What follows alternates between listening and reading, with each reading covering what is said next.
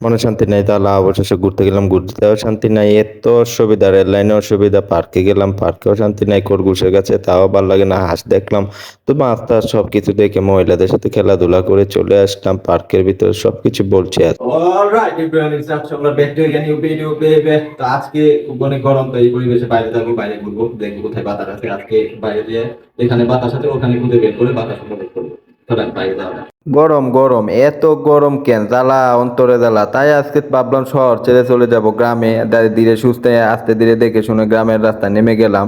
ভাবতেছি এদিকে বাতাস থাকবে, বাতাসে মনটা একবারে ফুরফুরে করে দিব, কিন্তু বাতাস তো দেখতেছি না বাইরে। শহরের রাস্তা তো গরম আছে, গ্রামের রাস্তায় আসলে আমি এখন দেখি গাছপালা আছে, কিন্তু রোদের তীব্রতা আরো বেশি লাগতেছে শরীরে, রোদ যেমন একবারে শরীরের প্রতি আকর্ষিত হয়ে আসছে, আর কোনো জায়গায় লাগতেছে না। হাঁটতে হাঁটতে হঠাৎ দেখি চোখে পড়লো এক ফুল গাছ। ফুল গাছ দেখে তো মাথা নষ্ট, এত সুন্দর ফুল একটা হাতে নিয়ে নিলাম একটা হলুদ রঙের ফুল। আরো ভালো লাগলো ফুলটা দেখে, তাই কানে দিয়ে দিলাম, ভাবতেছি সুন্দর লাগতেছে। তো হঠাৎ মনে পড়লো মাইয়া দেখলে খারাপ লাগবে, তাই খুলে আবার নীরব রাস্তায় হাঁটা শুরু করছি।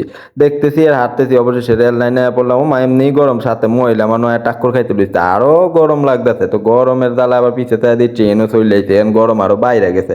ট্রেন যাওয়ার কারণে একটু বাতাস লাগতেছে শরীর, কিন্তু ট্রেনের আওয়াজে আর মাথাটা একবারে দৌড়ে গেছে, মনে হইতেছে এনও শান্তি নেই, হাইটটাও শান্তি পেতেছি না, রুমে শান্তি নাই, বাইরে শান্তি নাই, দুয়ারে শান্তি নাই। রাইলাম রেল লাইনে, রেল লাইনেও শান্তি নাই, রেল লাইনে হাঁটতেছি হাঁটতেছি পিছিয়ে আবার তাকাইলাম, তাকায় দেখলাম কারণ পিছনটা ট্রেন আইলে মাইরা দিব। তো অবশেষে চলে আইছি আবার একটা পার্কের দ্বারা।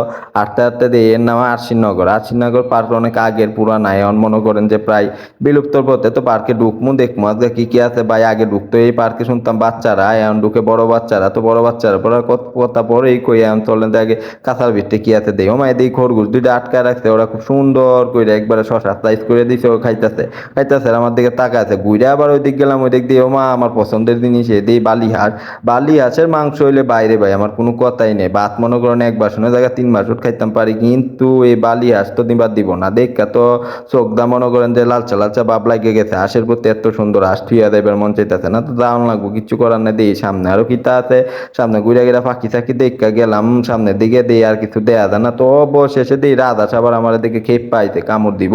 তো এমনি দিয়ে আবার পাতি আসো, হাঁসের মাংস ভালো লাগে, কিন্তু নিতাম তো পারতাম না। এ দেখে মনে হইলো কোনো কৃষকের বাড়ি, এত হাঁস গরু মহিষের মতো লাগতেছে কৃষক বাড়ি। তো আবার চলে এলাম একটা মাছের খামারের দ্বারা, মাছের খামারে দিয়ে তো অবৈধ মাছ। অবৈধ মাছ বলতে বুড়িগঙ্গাতে ফ্রিতে পাওয়া যায়, কইতে জানি অবৈধভাবে আয়া বুড়িগঙ্গা বইরা লইছে, এই মাছ দিয়ে এখন পার্ক হয় না সাদা তুই রাখতে। তাইলাম একটা দড়ি, ধরতাম তো পারলাম না, মাছ দিয়ে চালাক রে ভাই আমার তুই দৌড় মারছে। আমি ভাবছি একটা দৌড়মো, ওরা কোথায় আক্তরে দৌড়াইতেছি। তো এই ঘুরে আবার সামনে দাঁড়াইতাম, চাইছিলাম ধরতাম, তো ভাবলাম মালিক বকবো, এই কারণে চলে এলাম। তো এখন যে ঘটনাটা হইলো, আইসি একটা খাঁচার দ্বার, ওই খাঁচাতে আগে আসছিল বানর। ছোটবেলা যখন আইসি বানর হয়ে গেছিলাম, বা ডাইনাতে একটা বাদাম নিতাম, বাদাম আমার ডাইনাতের বাদাম থুইয়া বা মাত্র পুরা প্যাকেট হইলে গেছিল। এই স্মৃতি মনে পড়ে নিজে নিজে আশা লাগাছিলাম, তা আটা শুরু করলাম আবার। আস্তে আস্তে সামনের দিকে যাইতাছি, দে কি আছে কি দান যায় করে, তো কিছুই দেখতাছি না। দে এটা পরিত্যক্ত ঘর পড়ে লইছে, তো এরা ধরো গেলাম যে দে এটার ভিতরে কি আছে, চাইয়া দে এটা ছিল সাপের গোমা গোমা, দেখি ডর লাগছিল। তো বোটটা আমনে করে দেয়, দেখলে বুঝবেন এটা একটা সাপের বুট, যে ঘরের ভিতরে সাপ, কিন্তু সাপ তো নাই গায়ে। এখন তো দিই সাপ বিস্তারে পাই না, বিচারতাছি এই পাশটা বিচারি ও পাশটা বিচারি, সাপ দেয়া যায় না, মানে পরিত্যক্ত, পরিচর্যার অভাবে এগুলা বিলুপ্ত, এখন নাই। আগে আসিল একদিন। তো যাই হোক, সাপ দেয়াইলাম না, সাপের ঘর দেয়াইলাম। তো আবার দিই সামনে কিছু একটা দেয়ান যায়নি, সামনে তো কিছু দেখতাছি না, আরো দুইটা ঘর দেয়া যায়।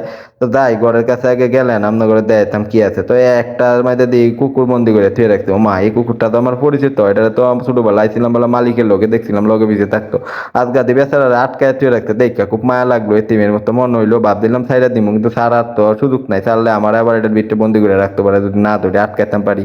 তো এই চিন্তা করে মায়া লাগলো, এখান থেকে পিস কাটতে গেলাম, বা কিছু করার নাই। তো আর একটা ঘরের কাছে আইলাম, দিয়ে এই ঘরে কি আছে। এই ঘরে তেমন কিছু দেয়া যাইতেছে না, এটাতে কি লেয়া বুট লেয়া শকুনের বুট আছিল আগে, বুট ওইটার ভিতরে শকুন আছিল, মনে পড়ছে এখন তো নাই।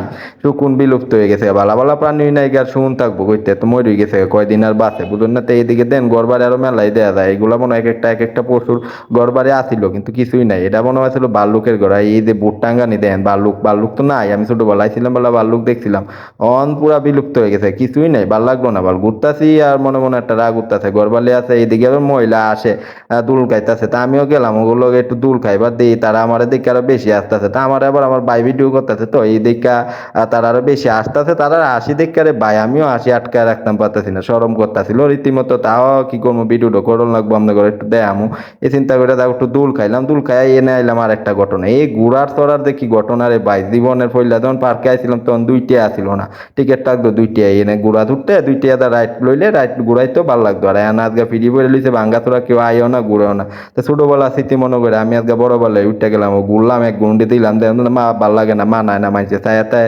কয়তো বড় ছেড়া খাই লইছে, তো তা আবার আটা শুরু করলাম এই সাইডে দিয়ে দূরা মুড়া বইয়া লইছে, দেখা তো মাথা নষ্ট, এরা দেখে আর মাথা নষ্ট, তো বিডুর মাঝে উঠটা থাকা, আমারও লজ্জা শরম লাগতেছে, তো মাথা নিচু করে আটতাছি পার্ক ঘুরমু, ঘোরার পরিবেশন নাই, সাইডে দিকে চাই এদিকে জোড়া, তো যাই হোক এনে আগে ছোট দূরা আইতো মানে বাচ্চারা আইতো, বড় বড় দূরা মানে সেরা আছে রিয়া ইয়া ইয়া পিরিত চিরিত করে, তাই ডেমন চেডে করে, তো এনে কিছু কোয়ার নাই, হঠাৎ করে বামে চাইলাম চাই দিয়ে একটা হাতি দেয়া যায়, তো যাই হাতিটার দ্বারা যাই, হাতিটা দিই ভাল লাগে কিনা গিয়া দিই, যেমন মা এই কি অবস্থা, হাতি তো লেঙ্গুরই নাই, লেঙ্গুরটা লাইছে সিঁড়ি, মাইন চাইছে দেখছে, তো এতে কি সমস্যা হয়েছে, হাতির লেঙ্গু সিরিয়াল হয়ে দেন লাগবো তাই না, আমি তাকায় দেখলাম সবকিছুই ঠিকঠাক আছে, বডিটা ঠিকঠাক আছে, সাইজ সব কিছু ভালো লাগছে, কিন্তু লেঙ্গুর তো নাই, লেঙ্গুর ছাড়া কিরম কিরম লাগবো না, এই পাশটা আবার ঘুরে দেখলাম আখ করে লইছে, দুইটা দাঁত তো মানাইলো না, হাতির দাঁত তো এরকম দেখছি না, ছোট ছোট এরকম সুক্কা একটু অন্যরকম আছিল, বাস্তবে যেরকম দেখছিলাম, তো এই জিনিসটা কেমন জানি লাগলো, তো আইছিলাম আবার সিংকর দ্বারা, সিংকর লোকে ছবি দেয়, তোর সামনে দাদা এই ব্যবস্থা নাই, জোড়া দিকে আসে, তো আমি মনে করেন পিছে দুই আইছি, ভিডিওর ফুটেজ লইছি, সামনে দা ছবি আর তুলতাছি না, যাই হোক আফসোস পেয়ে গেলো, দুইটা ছবি তুললে মনে নিজেরও সিংকের মতো লাগলো, সিংকটার লগে এরকম একটা ভালো লাগলো, তো আটা শুরু করছি, আবার বাতাস দিয়ে নাই গই, তা বাতাসের লেগে আইলাম, এর মধ্যে কত কিছু দেখলাম, আয়া পড়লো আবার লগে এক ঘোড়ার চাও, মা এ কি অবস্থা, ঘোড়া দিয়ে কালার দুইটা, একটা সাদা একটা লাল, ওদিক সাইড এটার মা খারে দিছে সাদা, এটা আবার দুই কালার, ও বুঝছি মা মনো রাশিয়ান আর বাপ মনো ব্রাজিল, দুইটা মিক্স হয়েছে, তো এই কারণে দুইটা মিলিয়ে আয় পড়ছে কালার, যাই হোক কালার সুন্দরই, খারাপ না, কিন্তু দেখতে মায়া লাগছে, খাওয়ানোর অভাবে ফুগায় কার্ড হয়ে দিছে, পরিচর্যা নাই তো, বালা পরিবেশে রাখতে পারতেছে না, তো এই ঘোড়ার অবস্থা ভালো না, আবার আটতাছি দিয়ে আর কি দেয়া তা, তো অবশেষে যেটা দেখলাম আমি পুরা বিমত, দেখে দিই পার্কের ভিতরে কুরবানির গরু বানাইতেছে, এত সুন্দর গরু বানাইছে, মন চাইছে একটা লইয়া যায় সামনে, ঈদ চিদাইলে কুরবানি দিয়ে দিব, তা আবার গাছের তোলে আটি দিই, তাই মায়া লাগেনি, বাতাস পানি বাতাস করতে শরীর লাগে বুধা রোদের জ্বালা কি করবো, এবার এত গরম, অবশেষে কেউ আইলো না, পাশে আইলো একটা ছাগল আবার কি করলো দেখলাম পাশ কাটতে গেল গা, ছাগলের আমার পছন্দ হইলো না,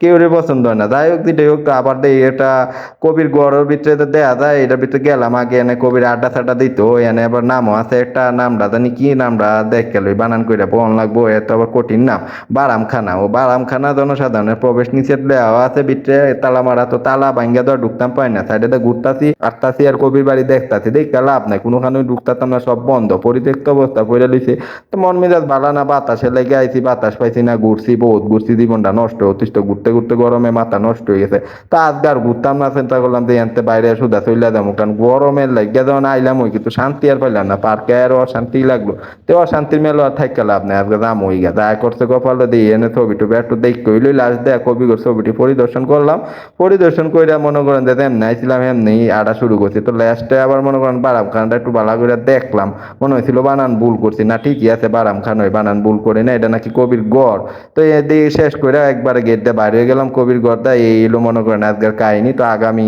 কাহিনী আবার আপনাদের সামনে তুলে দেবো।